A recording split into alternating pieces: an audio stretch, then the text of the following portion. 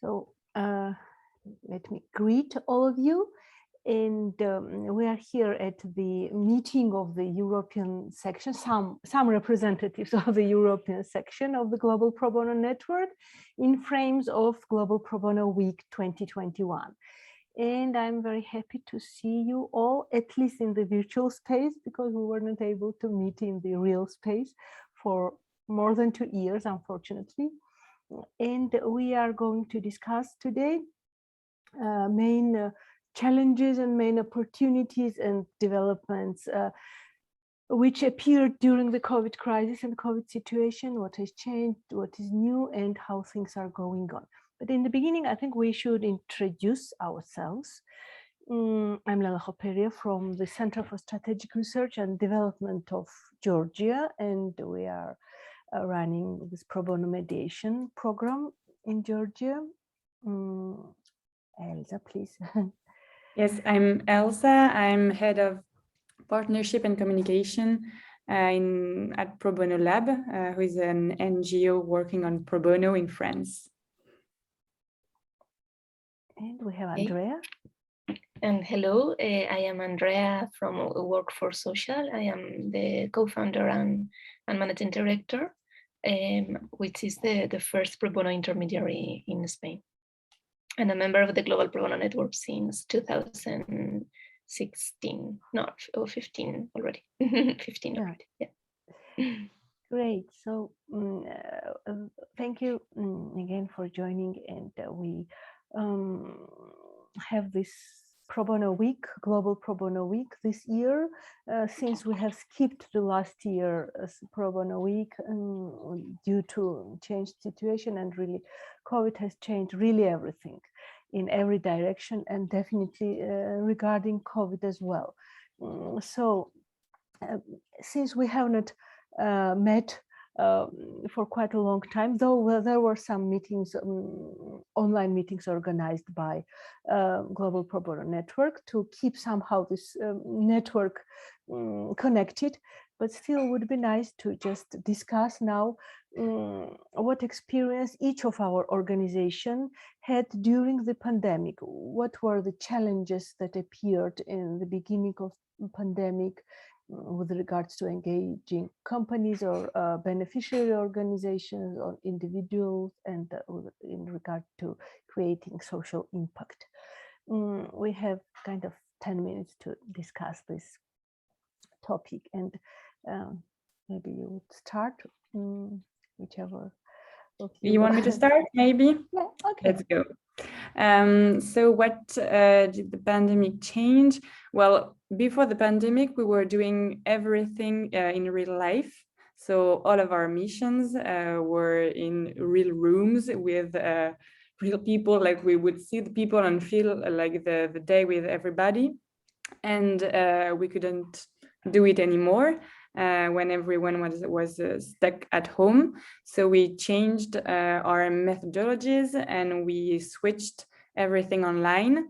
But our like the missions we are doing the most with Pro Bono Lab is 1 day mission, and 1 day in front of the computer. It's not possible, and it wouldn't be like nice for anyone. So we changed a little our format, and we switched to half days, and like we were doing our missions on 2 weeks, and half a day on the first week and the second half day on the second week. So that's things we changed. We also experienced some challenges because, well, some companies stopped their activities, so their workers were just not working anymore. And since in France there are programs that allow the salaries to get engagement during their work time, they were not able to do that anymore because they were not, like, companies could not offer their teams to be engaged on their time work because there was no work time anymore. So they had some challenges, like companies were wondering how can we do to offer people chances to engage themselves for NGOs, because they were willing to do that. There was really a big movement in the society in France. Like, people wanted to get engaged, they wanted to do something to help. And in the meantime, there were NGOs that were a little stuck, because they also had to change their activities, their ways of working. And so we had a moment, like during 1 month or two, there were a lot of people that wanted to help, and in front of them, NGOs that were not ready to have people helping them, because they had inside of their organization, they had to rethink everything, and they were not able just to say, yeah, let's go, come and help us. We're going to tell you why, because they just didn't know how to do it and how to explain to others how they're going to do it, because they didn't know. So that's some challenges we had during the pandemic. And I don't know if Andrea, you had dealt the same in Spain. Yeah, actually, quite similar to what happened in France.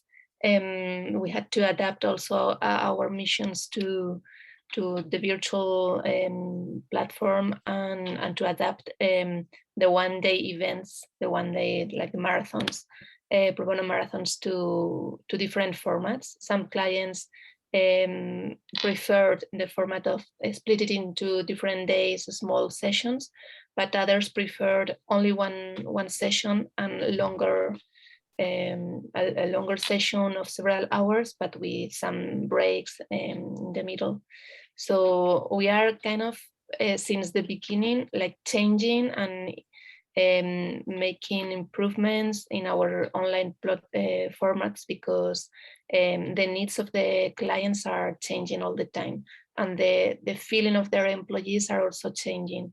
At the beginning, they were like very eager to help, but later on and very soon, they suffer this virtual tiredness, and even if they wanted to help, they didn't want to be on another Zoom.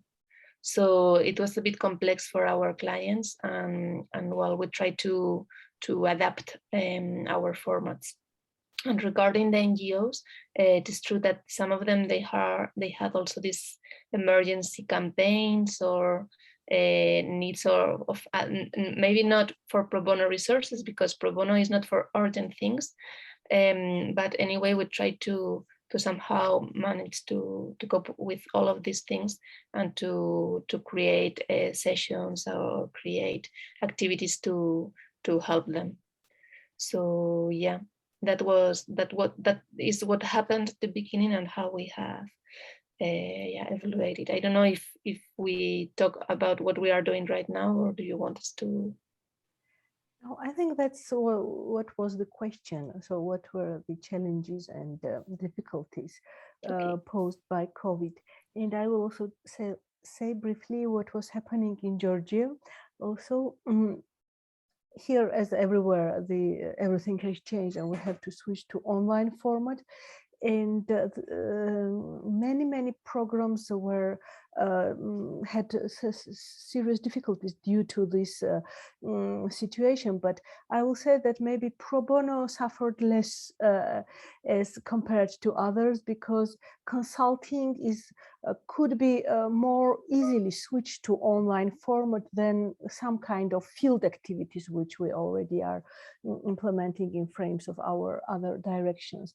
But the difficulty was that in terms of companies, because we have this Georgian pro bono network uniting leading Georgian companies who are willing to provide pro bono services to civil society organizations, and we are constantly in touch with them and in contact with them. When we switched online again, this communication was not interrupted, and it wasn't really very difficult to reach out them and again ask for support. But the reality was that some formats were absolutely impossible to implement, like marathon, for example, which is very popular here and everybody loves to participate in the marathon, but you cannot do it online. And we had to mostly switch to the webinars or online consulting.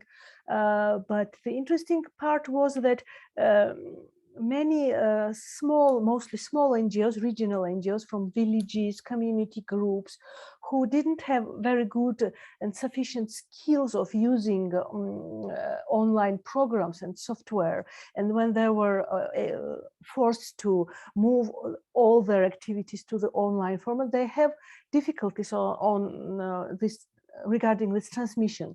And in this regard, Pro Bono turned to be very useful because we have many webinars from companies, how to use Zoom, how to use Teams, how to switch your activities in the online format, what are the main rules you should consider not to get people very tired to involve them and so on. So in this regard, Pro Bono really was very helpful for civil society organizations.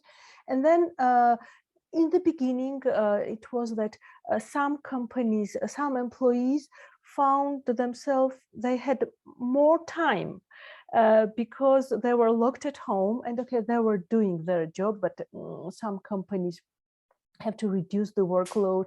So, besides, they didn't have opportunity to go out in the evening, so they had more free time and they were more willing to, provide help to civil society organizations online. So we had experience of long-lasting series of workshops, for example, which were going for several months, like online school for civil society organizations provided by companies, and it was very good. But as you said, Andrea, as in Spain, in Georgia also the situation was changing and it was very different in the beginning.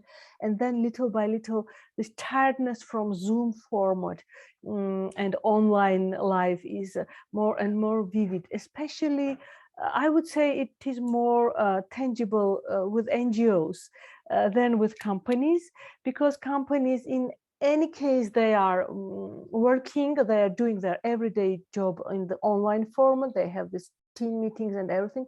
Small NGOs which are used to direct communication with people, they are so tired of these Zoom webinars that sometimes they really need this knowledge and need this support, but they just do not have any more resources to again sit in one more Zoom, and this is a challenge. But well, we are trying to adapt to develop some formats which are more customer friendly, or maybe more entertaining, to somehow keep them their concentration and interest in the Zoom format. That was what happened in Georgia.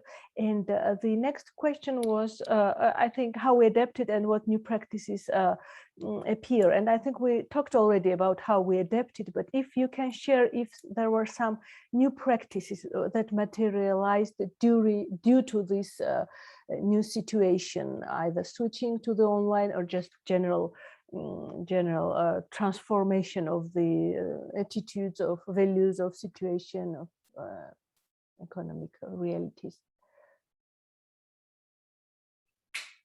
Do you want to start, Andrea, maybe? Andrea, yes, go ahead, Elsa. Yeah. Go ahead. Okay. Okay, Elsa.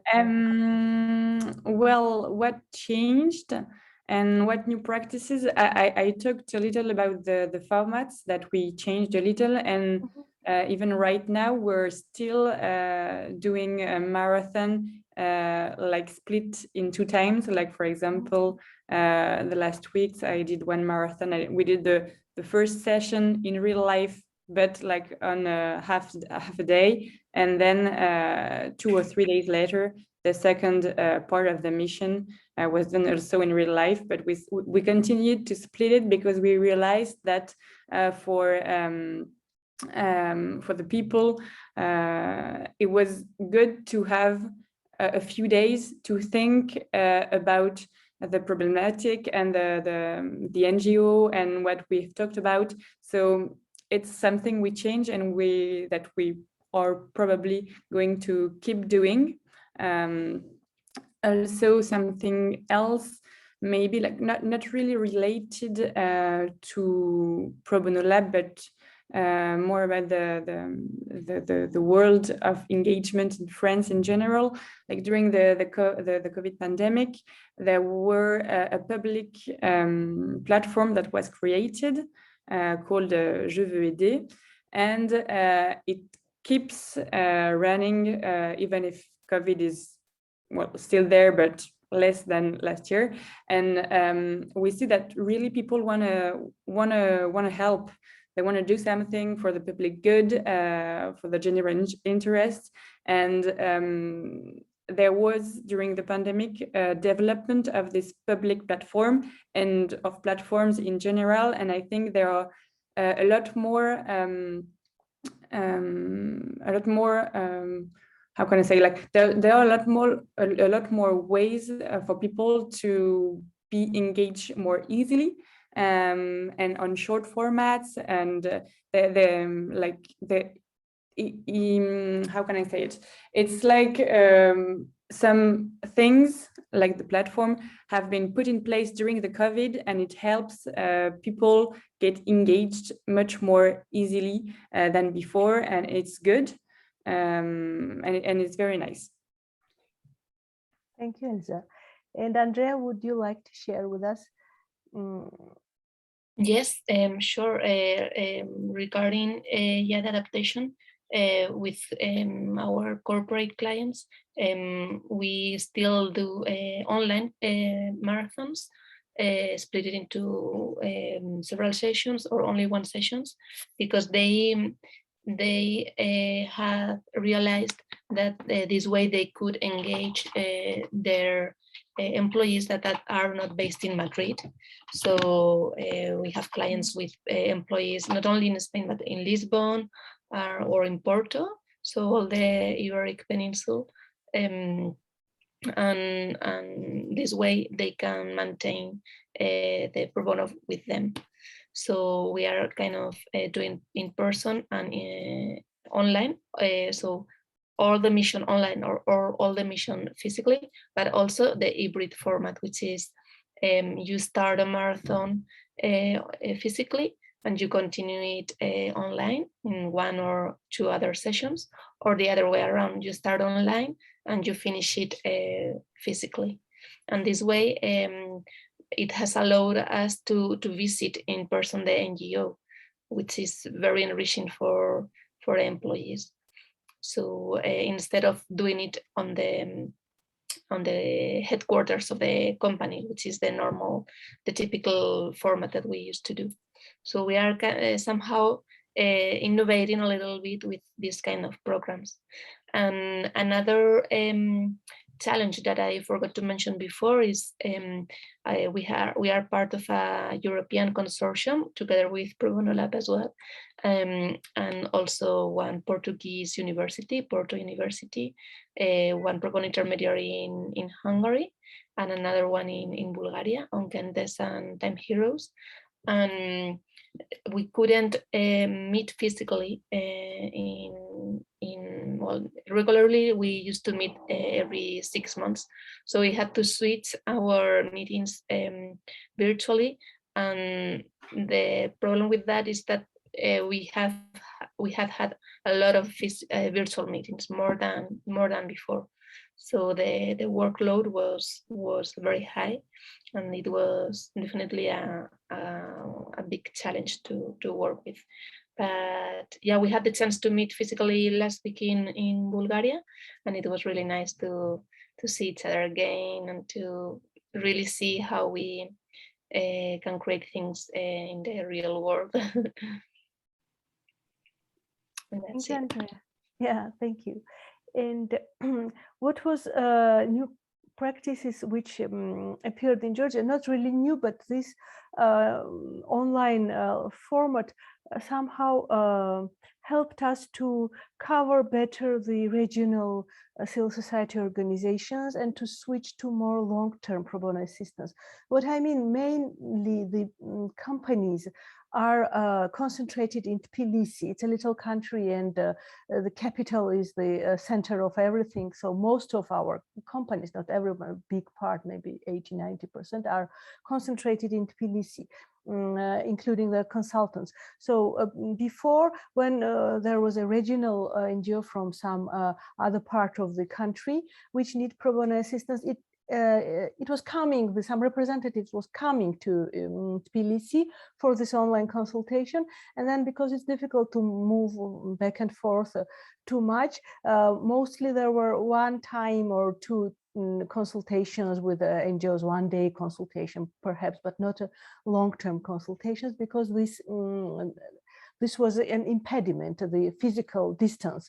And because now everybody switched, and including those beneficiaries, even small, tiny NGOs switched to online format, we introduced much more, we can cover much better the regional NGOs and beneficiaries and involve them in the long-term consultancy process, like mentoring, like adoption, because the companies are providing this for several months, maybe pro bono assistance, consultation, on a regular basis to regional NGOs. They do not have to come and go back. And I think we will, it's the novelty which is enriching our practice, and we will keep it definitely after, because personal meeting definitely has a lot of benefits. But on the other hand, this is more flexible. This online format is more flexible and allows you to not to spend too much time on commuting, and to cover better all regions of the. And we are also organizing, for example,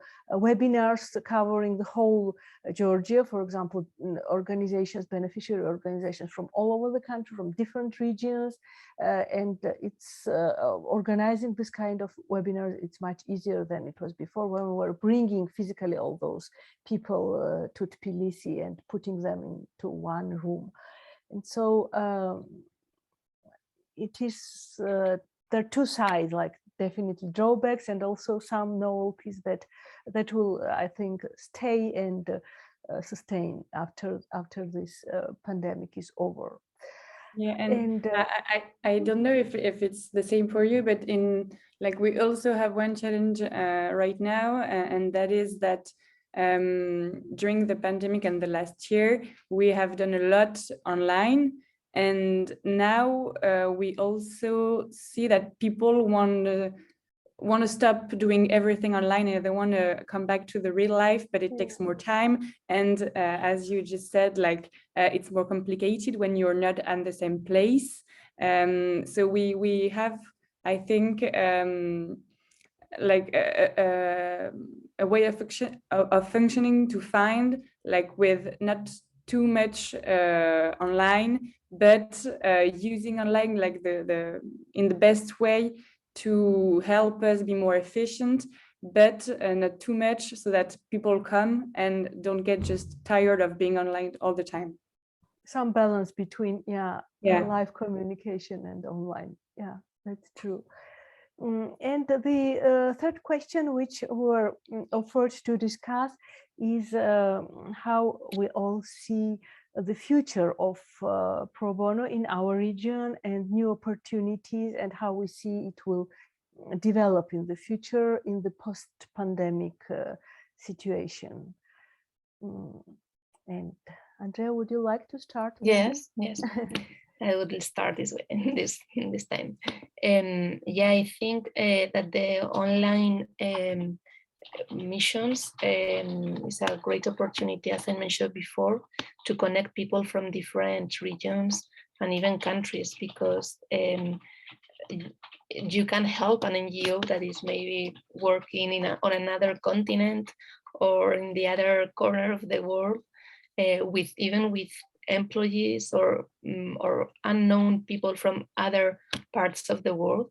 So I think that people is now more open to participate in these things, and we definitely have to take advantage of it and create great connections. Maybe we can actually think about co-creating format between our network, between our pro bono intermediaries, and think about this kind of formats, because it is definitely an added value to any organization that wants to do pro bono. And well, we have a lot of experience with the students as well, and students, the new generation and the next employees are all the time connected and want to help a lot. So pro bono in short-term programs or long-term programs, it is actually something that they are looking for. And as a pro bono intermediaries, we are responsible to create this kind of format. So I think this is a new conversation that we need to talk and to discuss and to think about it. Hopefully very soon in the next Global Pro Bono Summit or European Pro Bono Summit, but we have definitely to do. We have definitely to do it. Thank you. And Elsa? Yes. Well, concerning the youth and the students, I completely agree with Andrea, and it's the point of the BEAS project that we are leading. And really, we see that the youth wants to get engaged, and we see pro bono as a way to make them discover the NGO world, and maybe to start creating vocation, and maybe like think that the students today will be the workers changing the world tomorrow. So that's really something we're working on in Pro Bono Lab. And we also see that more and more companies want to do something and want to help and want to offer their employees the opportunity to get engaged during the work time. So we have a lot of contacts with companies. Maybe the subject about this is that they do not realize that they really have to be working on that, and it's just not like that. And you can't just be like, oh, I'm going to offer mission, and it's going to be free, and it's going to be on a platform, and my employees are going to know about it, and they're going to get engaged. So there's really work to do to explain that it has to be organized, and it takes time. So, well, that's also a challenge and something we want to work on. And we also want to, because it's most of the companies that do pro bono, it's big companies, and we're trying to engage also little companies in our region. So that's also something would like to see in the next years, and we see that more little companies want to help also, and they are trying to put some things in place. So it's really nice to see that.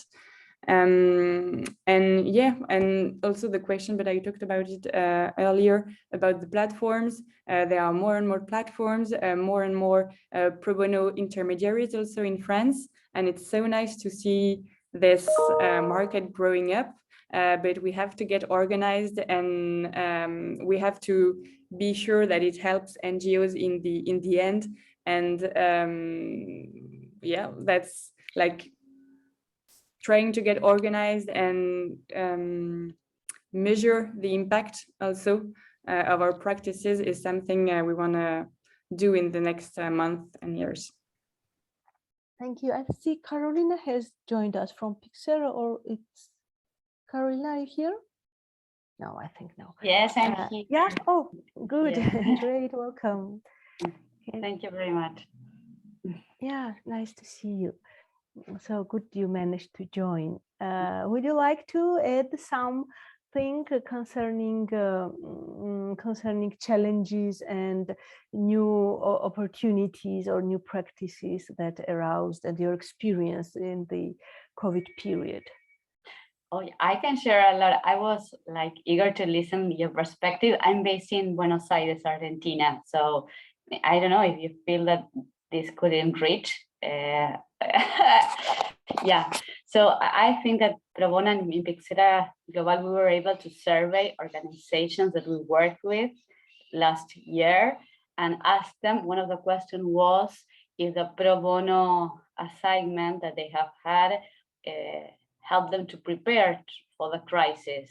And it was like incredible that the yes, the high percentage of organizations that share that having like a previous Pro Bono team working with them helped them to be better prepared for the crisis, no matter the project what was about. Again, they use tools that they have received, yes, and they felt that they were able to implement them, and they were able even to connect with the volunteers, yes, in some case for specific questions, even though they were out of the topic, yes, but they looked at their pro bono past volunteers as potential resources, yes, and that was very interesting. We have data about that if you're interested.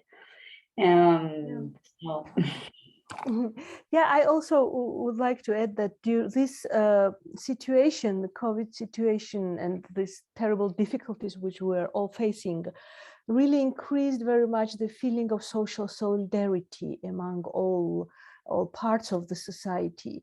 And this is really, you can feel it in every field and also in our work. Companies also are more willing to help. Everyone is more willing to somehow support each other. And this could be also the trend which hopefully will stay and sustain and could be very useful in our work. And again, you were mentioning also platforms, and I think that this more flexible use of online communication tools will promote more the regional communication and regional networking. We were definitely networking before as well, but still before COVID crisis, some people were oriented towards physical contacts. And now somehow we see that online contacts and communication also could be quite useful and fruitful, and more people are see it as a part of their everyday activity. So I think it will facilitate the communication and networking on the regional level, implementing some joint projects, some more close participation in each other's events and so on. And I think this could be a trend of the future, together with this feeling of willingness to support each other and the solidarity, in my opinion. And so I think now when the markets are reopening and hopefully the COVID is going backwards and hopefully it will disappear in not very far future, our network should restart its activities. And as we have seen during this Pro Bono week, individual mediator organizations were continuing to work. However, the communication within network was somehow really slowed down. And now the challenge is that to restart this communication efficiently and to keep each other updated and share each other's experience, and to keep our network as a community and as a platform, which is really a big value. We shouldn't lose it. That's. And what would you like to send a final message or key highlight to our audience? If there is something you would like to tell. Well, maybe I could say that after the pandemic, NGOs have needs, and they need, I think they need us, and they need intermediaries to help them get better and put new programs to continue doing what they do very good. So yes, I think we should continue exchange between the intermediaries, learn from each other, because it's so important. And I think the world is changing and the practices are changing, and it's so nice to hear what others have been doing and what others are doing, and to learn from them. And I think it's so precious, and it will be so precious in the next months, especially with the context. Thank you, Elsa, very much. And Andrea, would you like to add Yeah, as well, thank you very much for the organization of this panel. It is really enriching to hear your experiences. It is also necessary to discuss our challenges and all the things that were very, very difficult for us to be able to continue our activities, and I think we actually need it as an intermediaries.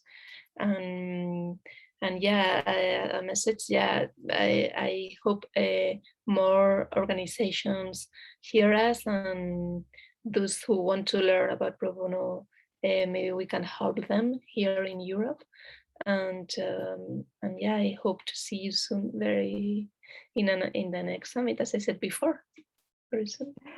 Thank you very much, all of you, for participation, and I also really hope very much to see you physically in the near future. Before the next Pro Bono Week, I hope we will have the opportunity to meet at the European or Global Pro Bono Summit and just have an opportunity to network in the real time and real space.